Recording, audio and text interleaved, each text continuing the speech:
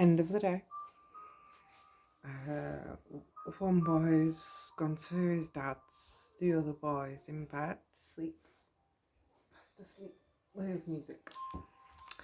And I started coming on here and again just sort of show some sort of thought processes. Normally by this point they're all like, oh, if you like this, hit the like button or subscribe. I don't give a shit. Like it, don't like it. You don't have to subscribe. You don't have to like it. I'm not here for any of that. I've literally spent the day racking my brains, trying to decide if I'm doing the right thing or not. Still not sure yet, but we'll see. Obviously I came on this morning to show kind of some of the deeper symptoms of it. Like I said, hopefully I'll get to show some of the others as well. And I kind of been racking my brain all day. Is this the right thing to do? God, I'm one of the fucking craziest people out there. Is it really a good thing to be putting it all over the internet? But then someone said something and I think it kind of hit me a little bit in a different way. And I kind of remembered I'm not here to be understood. So if people don't understand it, or if people, that's fine. I'm not here to be liked. So if you don't like it, again, that's fine. I'm quite literally here to be accepted, not just personally, but for just a whole bunch of people out there that, like, you have no idea. There is so many people out there that are literally having this thought process every day. So today was a really bad one, actually. So say my scale goes from 0 to 10. 10 will be, I want to take a long walk off a short bridge. Like, I've hit my limit. That is it. I can't handle any more. Like, the only thoughts I am fighting all day are those thoughts. 0 is I've literally got no worries in the world. I'm happy. And, just all round being a bit giddy, I suppose. I think today I was probably about a 7.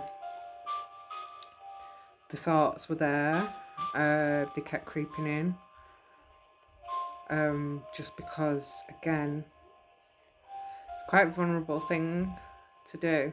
Put yourself out there, especially with mental health issues, and especially when it's one that's not really seen to have been spoken about so much.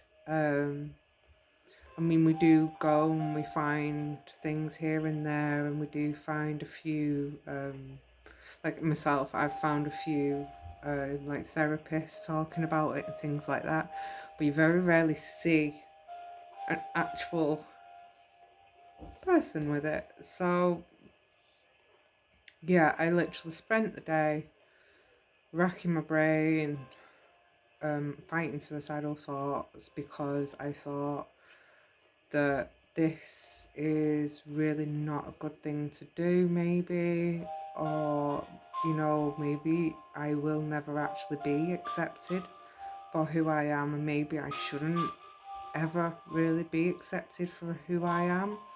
Maybe in actual fact that, this different way of thinking is just absolutely too out there for this world. But then I speak to people with similar issues, with I suppose similar stories. I even see celebrities with the same kind of thought processes that I share. So in actual fact, it became more of the idea of even if I am seen by the world as a complete and utter nutcase, then at least someone out there that is feeling like I feel can watch this and go, do you know what? Fuck, I get that. Oh my God, I'm so glad it's not just me. Because sometimes that is what we need. We just need to know that it's not just me. Because it is so hard to know that in this day and age. It really is. It is so hard to be confident in yourself when you have these constant thoughts that you are battling. It's so hard to be yourself when the person you are could also unintentionally hurt friends, family, etc. And it's even harder to be that person when it's not accepted as the norm. So, no, it might not be the norm, but for me, this is my normal. And for many other people out there, this is also their normal. So it kind of is the norm a little bit also. But yeah, so anyway, we have literally spent the day racking my brain. Is this a good idea? Should I really be doing this? What issues am I going to fucking cause next? And all this. And so I thought I'd come on and just kind of show a little bit that though you do kind of get in that deep state of, oh my God, I really am just so messed up that I shouldn't even be in this world. That sometimes all it takes is, say, a video or a meme or a post or something like that just to go, actually, no, I do belong here. I do belong in this world. And we say so many times, like, people always say, oh, I wish I knew, I wish I knew. But then so many people do reach out and they're just not being heard and they're not being listened to or they're not being taken seriously. Myself personally, I have literally begged and pleaded for help. I've begged and pleaded for help from social services to protect me and the children. I've begged and pleaded for help from police officers that heard the words mental health and threatened to arrest me and my 9-year-old son. I've begged for help from all kinds of different places. I have self-referred to like therapists, counsellors, things like that. I kept getting left in waiting rooms. I wouldn't get the phone calls. Things like that would happen. Or I'd be given one date and it wasn't that date, it was a different date. Like one time I was given a date on a Saturday and I was walking all around town on a Saturday morning looking for this place to find out that actually they're shut on a Saturday. So no one was there. Another time I was given an appointment on a set date and they rang 2 days before the appointment and then said that I missed the appointment.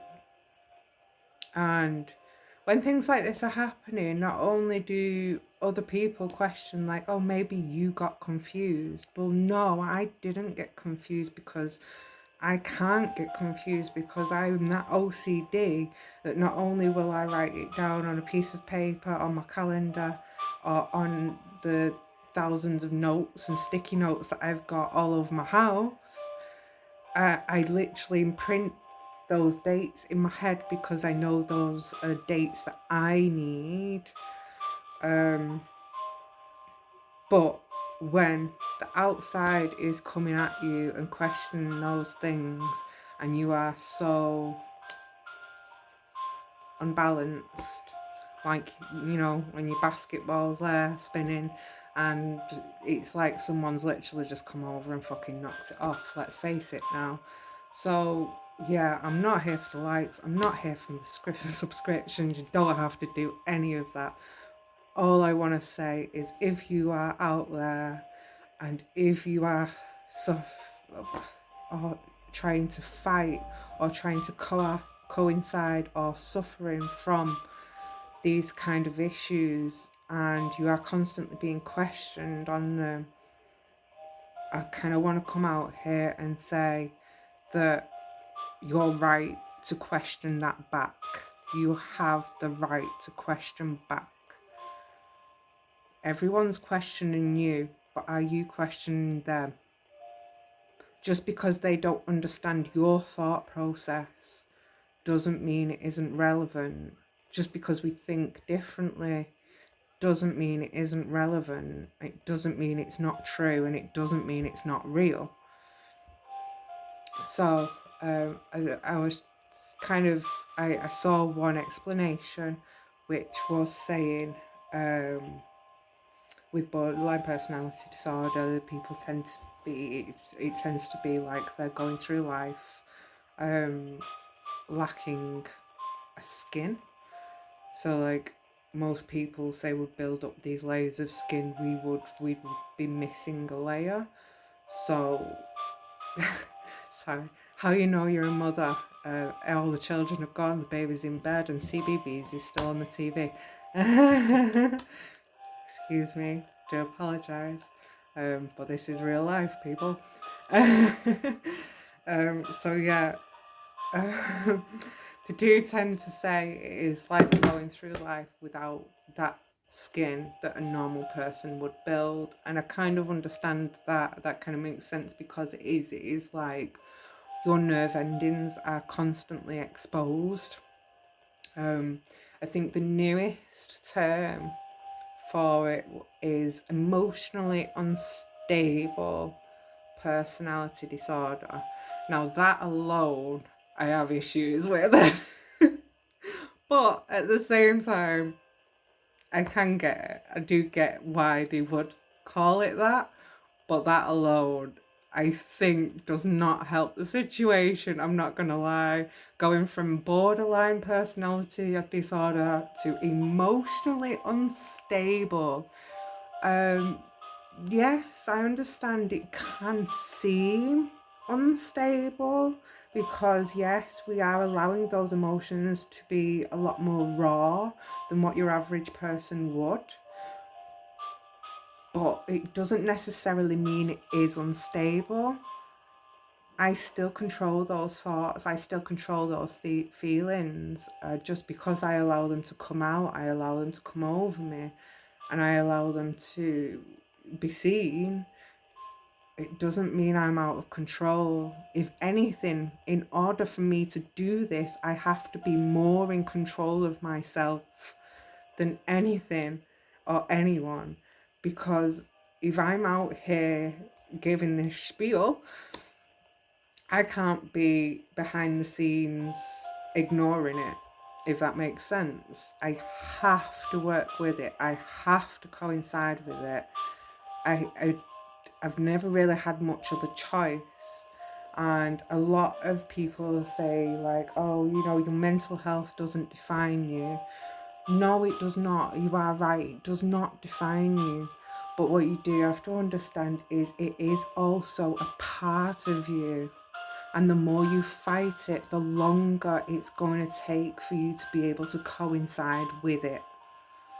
So if you are constantly fighting your brain, I think I've said this before, so if you fall over and scratch your hand, your skin will make a scab, or your blood and everything will come together. Scientifically, it will come together and it starts making this scab to protect the deeper layers so that you don't get infection and things like that. Our bodies are amazing things. This is what I kind of wanted to put across more than anything. Our bodies and our brains are just the most amazing things.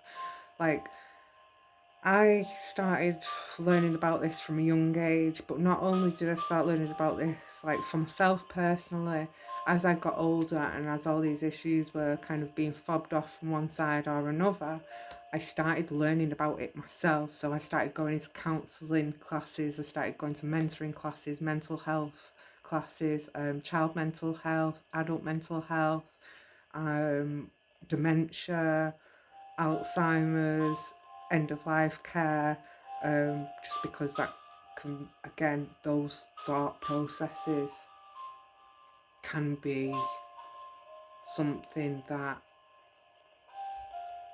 I don't know how to explain it. Sorry, this is my head now trying to work it out. Real life people, real life. So those thought processes at the end of life. Let's see, I don't know how to say this without sounding like a serial killer for us. I was a carer for a long time. So I kind of had to help people pass. Unfortunately, it was never a fun job. It really wasn't. But at the same time, being able to provide that person with that comfort during that time meant something to them, which meant something to me. So I cared, like I said, I cared for a variety of people. I've cared for older people, I've cared for younger people, I've cared for my own people that I made myself. I've cared for me. I've cared for quite a few, and the thought processes of those people can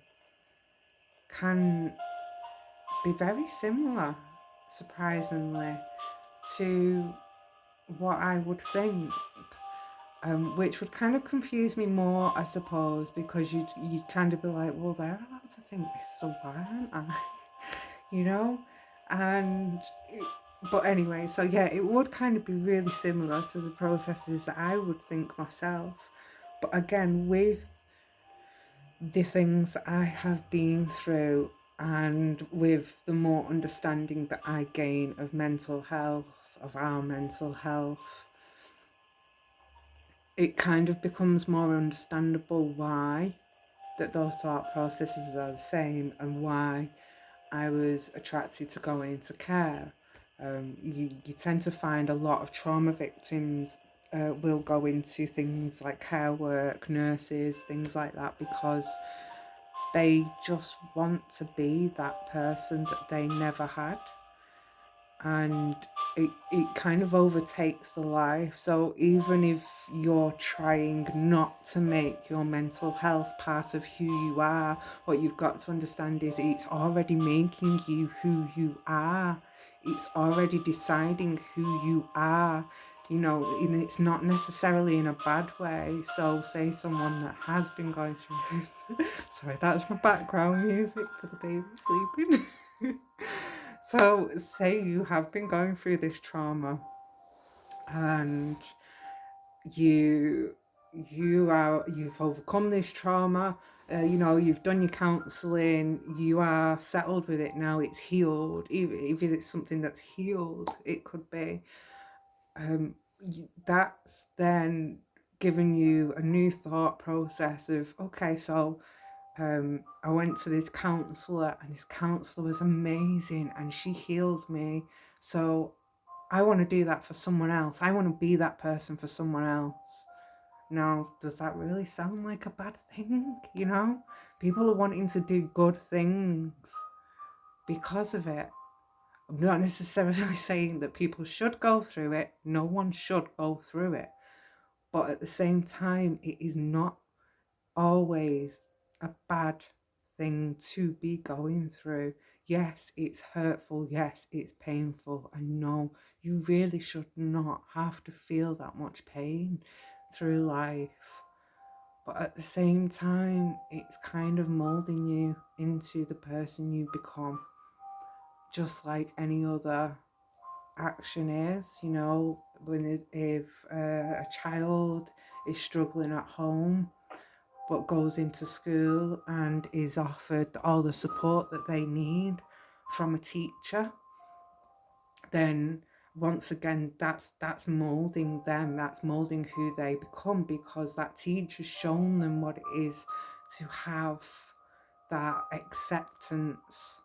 And that is what it's about. It's about acceptance. We are well aware of our mental health. I've said this before. What we do not do is accept it. We fight it. And that is kind of where I'm going to come in and sound like a complete loon, because I don't think we should be fighting it anymore. I think we should be accepting it, allowing it to overcome us at times in safe spaces and safe areas like Facebook, like YouTube, like Instagram, where you can reach out to thousands and millions of people all over the world going through what you're going through.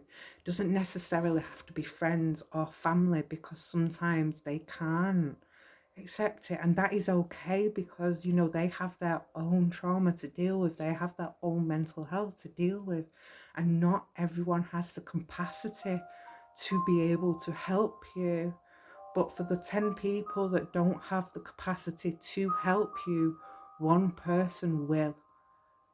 And the more we stay in ourselves, and the more we stay away from the world or hidden, the less likely we're ever going to find that one person out of the 10. So I kind of started my own little one-man mission to kind of break that cycle, because I did, sorry, again, trying to think of the best way to say it. This is why I'm not good with the face-to-face, but I want it to be honest, I want it to be genuine, so I don't want to be like, oh, I'll edit this or anything like that. So this is literally just me, this is all me. So when I started my journey, not last year, the year before, I think it is now, I can't remember. No, it was last year, sorry, yeah. Short-term memory is also one of the conditions. I do apologise, but no, the apologies are also one of the side of it, like one of the conditions. So I will keep apologising non-stop. So I apologise for that also, so when I started my journey last year, I was kind of already on this journey. I won't lie. I was kind of already developing this awareness, these thoughts, but I hadn't yet healed the trauma that had caused these thoughts. See, this is where it comes in. So there's a difference between fighting it and healing it. So if we fight it, we're not going to be able to heal it, because we are not allowing it to enter into our minds. We're keeping it back. Like, nope, nope, nope. We've got a wall up. It's not coming through that wall. And the more we keep it back, the harder it's going to be to understand, because it's just going to be more and more piling up against that wall. So when you eventually take that wall down, it's going to be hammered with all these thoughts, feelings, and everything else. So say, like, when I first started, I was still kind of putting that wall up. I was aware, but I was still putting that wall up because I was still fighting my mental health. Because we hear that a lot, and it does become part of it quite a bit. So I was still, like I say, I was still fighting my mental health, which unfortunately the partner that I was with at the time was also very aware of and used to his advantage. So again, because we're so inclined to fight it, those that I suppose those that know these thought processes and how they work are able to find those vulnerable people and kind of recognize them, because they can see that they're fighting this battle. And that's what they start to take advantage of. So they'll come in and they'll be that person you need. They'll listen to some of your stories, I suppose, and they'll take the bits they need to use and use it against you. But it was very hard for me this year because, as I said, I'd been fighting my mental health for so long that I'm running away, fighting, whatever you want to call it, for so long that I had not yet managed to connect with myself in any way. I wasn't connected to myself properly. There was slight recognition, but that was about it. And I came on social media because something wasn't right. I was just repeating history over and over and over again, and I could not for the life of me figure out why. I tried everything, I did everything: counselling, therapy, CBT classes. I started learning this stuff because I couldn't get enough counselling. And I would try speaking to people about it. Unfortunately, some people are there to help, don't get me wrong, but others, that they tend to, I suppose, some can use it against you, and others kind of recognize it in themselves and don't want to hear about it, so they will cut you out completely.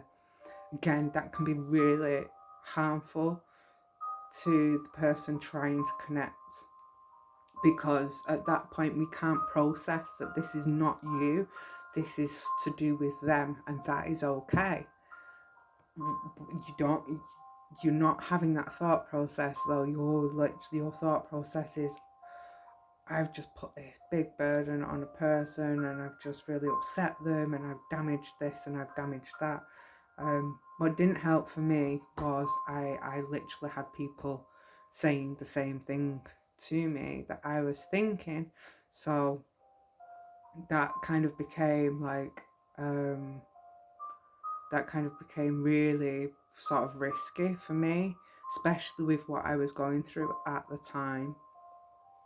It became, the thoughts became more and more intrusive every day, because the people around me that were telling me that loved me and cared about me were also telling me I was crazy. I was hurting my children, I was hurting them, I was hurting everyone around me, just by simply trying to stand up for myself. That's all I was trying to do. I was trying to stand up for myself and my children and keep us safe. And I was being called a liar, I was being called a crazy person. I was being told I don't know what I'm doing, and my children need to be with someone that can provide them with proper care, or they need to be with a professional, which was really a strange one considering I have over 80 odd qualifications in this profession. So, that kind of are with a professional already. So, but anyway, so as I was saying, this sort of becomes very damaging thought process to someone like me. And if you are someone like me that has this sort of thought process, I kind of need to come out and I need to tell you that that's wrong. That is wrong. You are right to stick up for yourself. You are not crazy. You are not deluded. And whoever it is that you are caring for, or whether it be yourself, whether it be your children or partner or anything else for that matter, you are entitled to stand up for yourself if you feel that they are damaging your health, yeah, or your children's health. You are entitled to stand up for yourself. If you are being offered help under false pretenses, that also is going to be very damaging. So if you are being offered help under false pretenses, say someone's telling you they love you, they're going to help you through this, but in actual fact they're convincing you you're insane, they're getting you to go to the doctors and putting you on medication that isn't compatible with you, or they're forcing you into situations they know are highly stressful. So I'll give you an example. When I was pregnant with my youngest, my partner I was with at the time, my ex-partner now, thankfully, sorry, uh, he at the time, he actually said the words to me a week before giving birth. Like, he knew I was under a lot of stress and he knew I was under a lot of pressure. COVID had happened, I was homeschooling, I was pregnant. I was very scared because my first pregnancy was really traumatic, where I was once again left isolated and alone to deal with a lot of things alone. I always say I made the same mistake twice, unfortunately. Um, like, but not with the children. The children mean everything to me. They was never the mistake, just the dads. But, um, but when when you're kind of having that thought process of like, you know, you kind of panic because you think, oh, is this going to be the same? And so it is hard, and I must admit I had to drag myself back a couple of times saying no, it's not going to be the same. Part of me regrets doing that, but you know, at the time I did think that it was me, so I wanted to keep myself reined in. So yeah, so I was under an immense amount of stress. I was due to give birth, which is also a really stressful thing in itself, never mind without the trauma. Just giving birth itself is really stressful. Like, any woman that's out there giving birth, oh my God, you've done amazing. Well done. Like, well done. And my partner, the ex-partner at the time, I turned around to me and says, do you know what the three most stressful things are? And I said, no, what? Just thought it was random conversation. No, don't know what. He says, giving birth, getting married and moving house. Oh, right, okay, thanks for letting me know. Cheers. A few weeks later, I gave birth. Again, middle of COVID, lockdown, homeschooling. Oldest son, I had left a big gap, so he was really acting out because he was an only child for a long time and he had me and no one but me around him. He never had to share me with anybody for a long time, so that was difficult for him to process, which again is understandable. So a few weeks later, I give birth for homeschooling, and he kept at these discussions about putting the house up for sale. And I was practically begging him, please do not sell the house. I'm under so much pressure right now. I am so stressed right now. I'm pregnant. I'm going through, like, pregnancies can be quite difficult for me anyway. Like, I get really ill when I get pregnant. I don't know why. It's just one of those things. I tend to get really ill when I'm pregnant.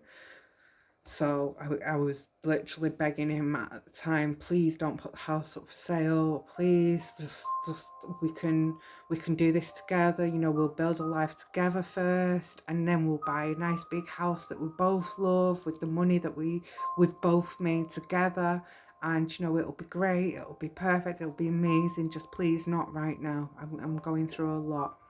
And not only had I just give birth, but I got a phone call the next day telling me that my grandfather had passed away while I was in hospital giving birth. So that was a lot for me to take. I needed to grieve, but I was struggling to grieve because I wasn't really being I wasn't given the time to do it. Um, I was I was working a lot on the house at the time, trying to do it up and make it a house a home and get it prepared for more children and things like that. So I was really felt like I was at my peak and I cannot take any more, which I expressed continuously. I can't do any more. I really can't. Please don't. But these conversations just kept coming and coming and coming and coming until eventually, because of the way we we process things and because of the way we think, we genuinely think that we're the ones in the wrong. So it's like, oh, fine, okay, because they say, oh, such and such a body's had a baby and she's just moved house and she's done it all really well and she's just done up her house, and so they've got pregnant and they're moving house, they're moving into a bigger house, and we need a bigger house because there's 2 children now and we haven't got enough space for them and blah blah blah. So eventually you do cave, and I was just like, right, just do it. If you want to do it, just do it. But what else can I do? It's not my house, it's his house. So he's gonna put it up anyway. So what more can you do? And lo and behold, it was up for sale. And then the next thing that happened when I was, I suppose, confronting him about how I felt, really overwhelmed that I was struggling to even be able to grieve what had happened. I was struggling to be a mum because I was, going through so much stress and trauma, and I was still trying to homeschool. I was still trying to do up the house to sell. I was still trying to combat Tyler's issues with, what he was going through. It was a lot. It was a lot. And when I tried to sort of come out about this, I then got proposed to. And now when after doing the classes and the lessons and blah, blah, blah, you kind of look back, and I've been watching Lee. It's called Mental Healness, I think. He's really good. He's very honest and he will talk about this kind of thing. And one of the things he mentions is with narcissistic personality disorder, narcissists will sometimes tell you what they're about to do.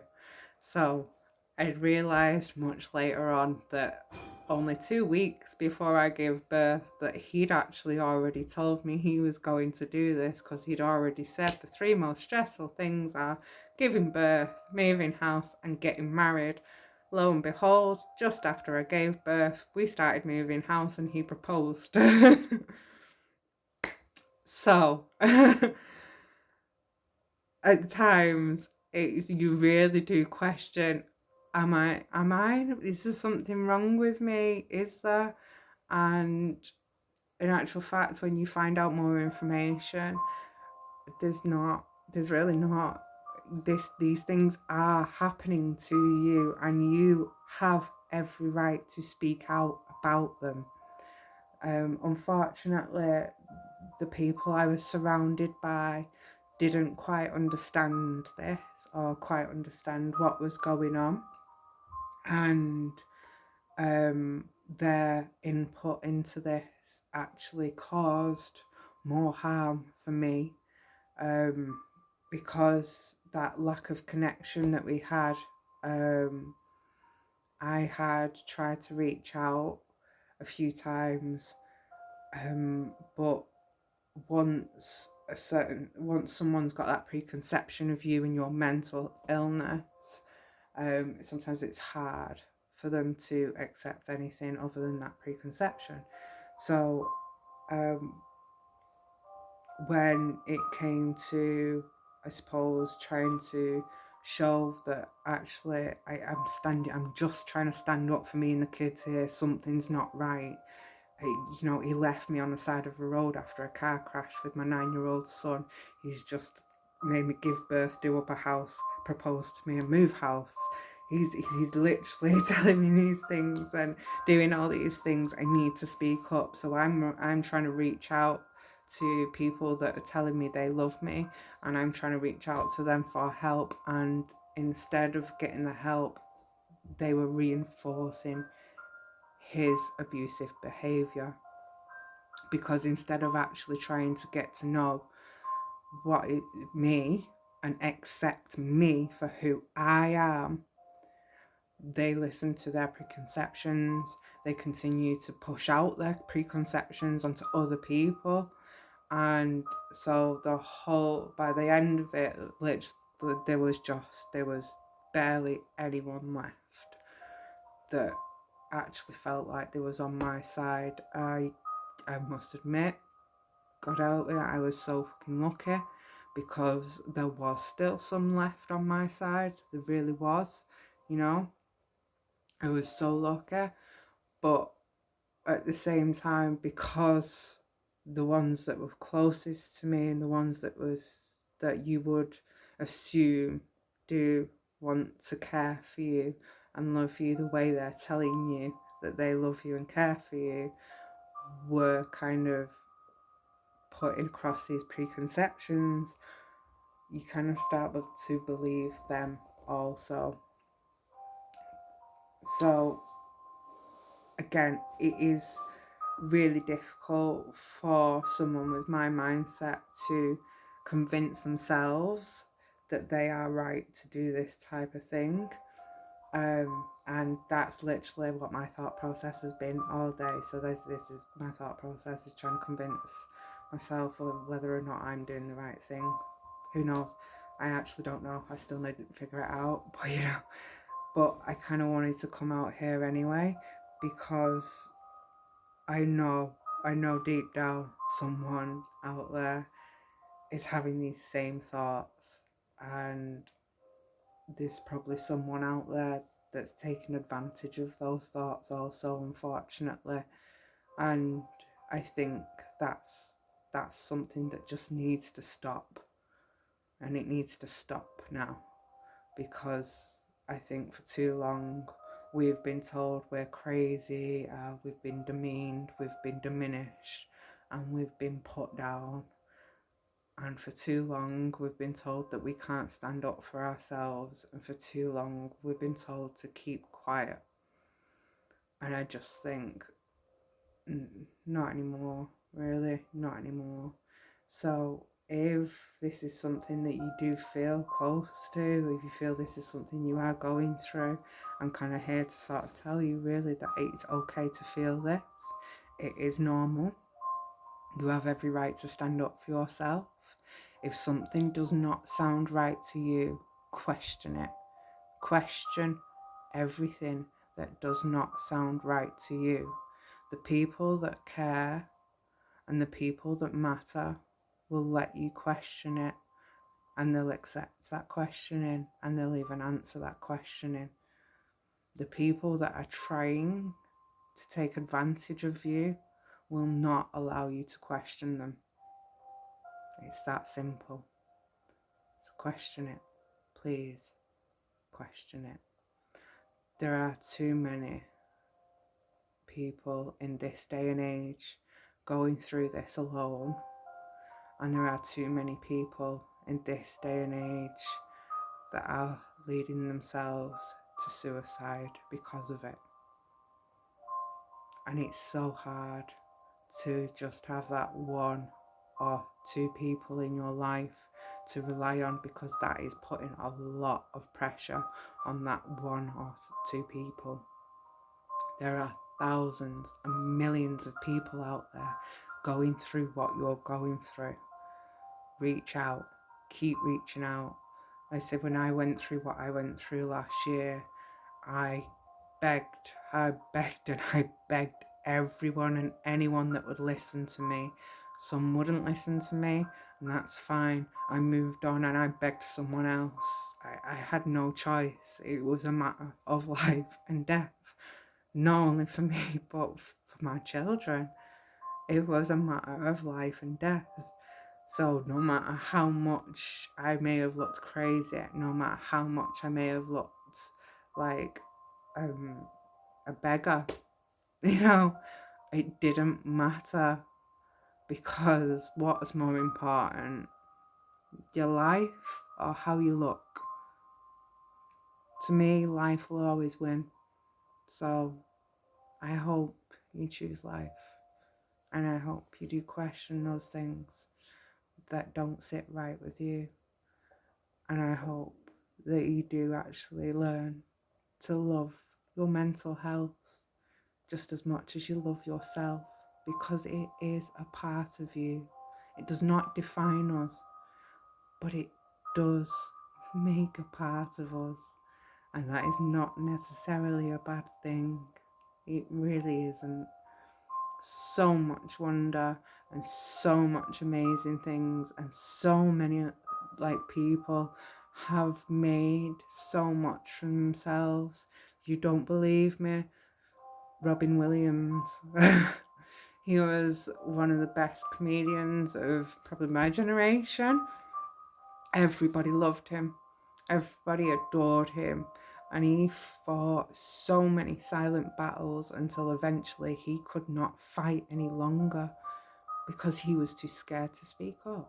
Because we was told in this lifetime that we shouldn't speak up. And that needs to stop. We need to stop telling people to shut up. We need to stop telling people that they're crazy because their thought process is different to ours. And we need to stop letting people suffer alone. And I say there are thousands, millions of people out there, so keep reaching out until you find someone that's willing to listen, because I promise you, someone will listen. And if you're not sure who, and you find this video, then reach out to me, and I promise you, I will listen. Okay? So, with that, I will leave it there. If you have listened this far, thank you so much for listening. I hope my mad ramblings haven't been too mad. And hopefully it will give you a bit of reassurance if you are going through this, that it is okay. It really is okay. But I'll leave it there, and I will probably go to bed soon. So sweet dreams, good night, and thank you all.